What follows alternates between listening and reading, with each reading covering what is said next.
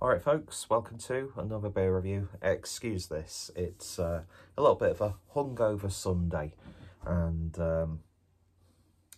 yeah, I need something to pick me up, and I'll be having a couple of beers with Harry and Co on Harry's channel. So I thought I'd start off with something nice and light that would get me in the mood. So we've got the Imbongo Tropical IPA from Boundary.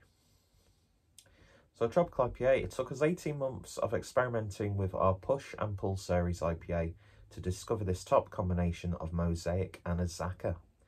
5.5%, brewed in kind of Belfast. Art comes from John Robinson Art. I do like Boundary's artwork. They're a brewery that I've tried a few times, but not had too many. That was a stupid sentence. But I think I reviewed a couple and picked this up from Cloudwater because they seem to have a good, consistent amount of Boundary beers on their web shop. And yeah, I just bulked it up so I could get that £40, you know, free delivery. But yeah, lovely sounding IPA. I think it was the description on the Cloudwater web shop that made me pick this one over the others, because when I'm not sure who actually puts the information up on the web shop and the listings, but when Cloudwater or someone at Cloudwater is talking about someone else's beer and recommending it, it's like, yeah, you can big up your own beer, but if someone else is bigging it up, then it's a bit of a shallow way of doing it. But yeah, I thought we'll just do it. Anyway, very clumsy sentences on this beer review. But I'll tell you what, that looks as tropical as you like. Insert any sort of tropical fruited carbonated drink. Beautiful, beautifully turbid looking beer. One thing's worth a white foamy head. Let's give it a sniff. Oh, that's a really tropical smelling beer, to the point where it almost smells like there might even have been fruit added, which I don't think there was.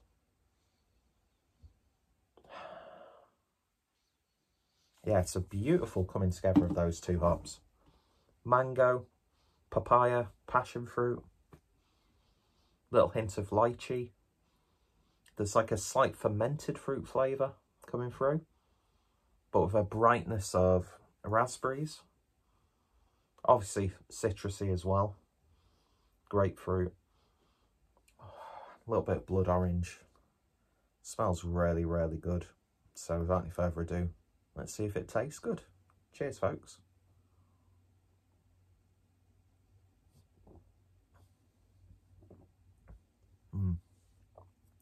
That's really nice and lovely. Do you know what it reminds me of?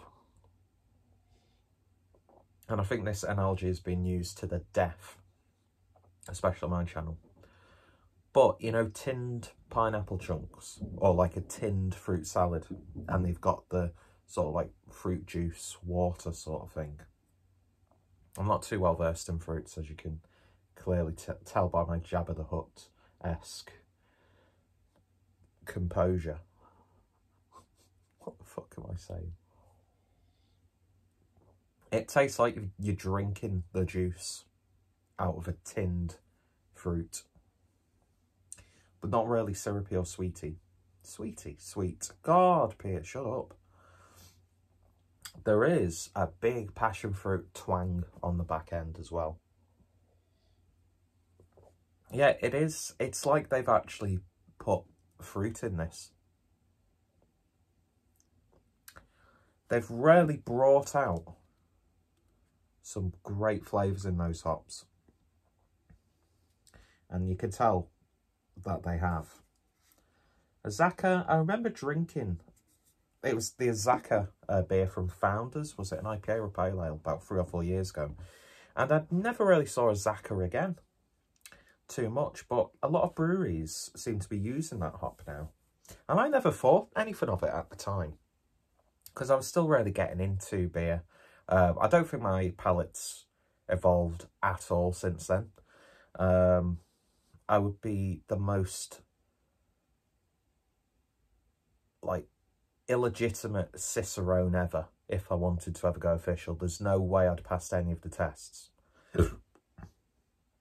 I mean, when I'm reviewing IPAs, I've only got like a handful of fruity notes to pick from. So I don't know why anyone takes my beer reviews seriously at all. But I have fun doing it, and I enjoy the conversation. But yeah, I never used to think anything of Azacca, or is it Azacca? I'm not too sure. It's something to do with, is it the Mayans or the Aztecs? I'm not too sure. I think I've said I'm not too sure quite a few times in this. Do you know what?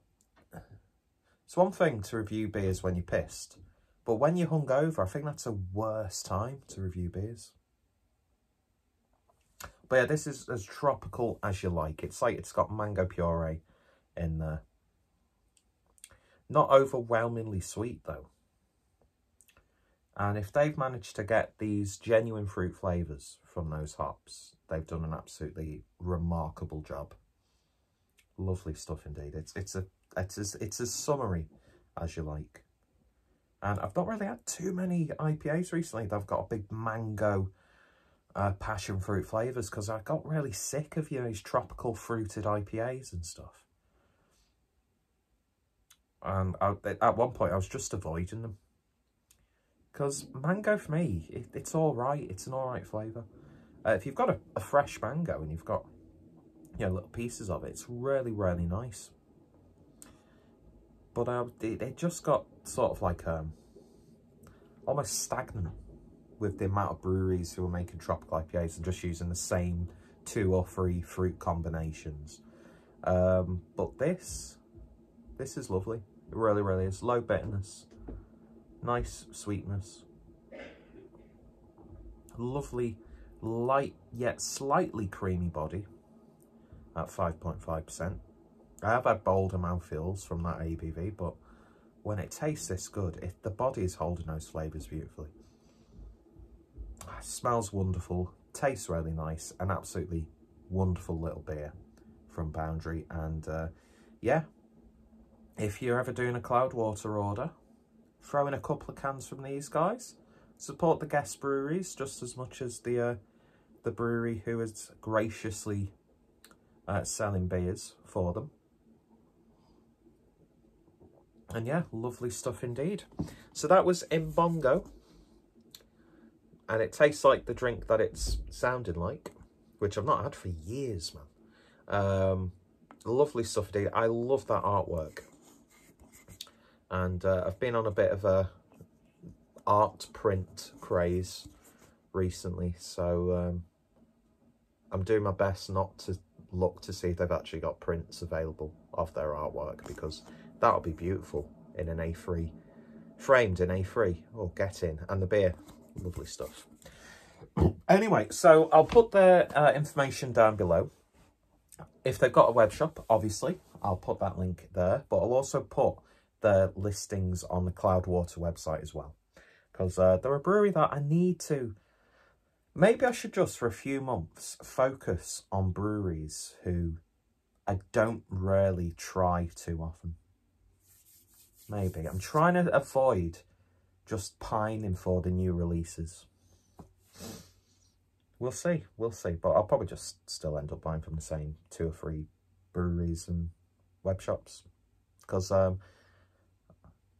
yeah, I like the idea of like supporting as many people as you can. But if you've got a brewery who you're a big fan of and you love the consistency of their beers, then funnel as much money as you can into them. I don't know, it's weird. It's a weird situation. I want every brewery to be as supported as they possibly can be. And I hope that just me putting them out there to a very small audience can help just get their brewery out there, get them more follows on Instagram, that sort of stuff. I'm by no way I will ever be an influencer. I don't aspire to be, but good or bad beers, I want to showcase them. I want to give breweries a chance. And yeah, don't know where that speech came from. I'm going to shut up now because I've got an accumulator and I don't know what the cash out is right now. So see you later. Lovely little beer. Give it a try. And if you have tried it, let me know your thoughts, opinions. Anyway, maybe next time I'll wash my hair. You never know. See you guys later.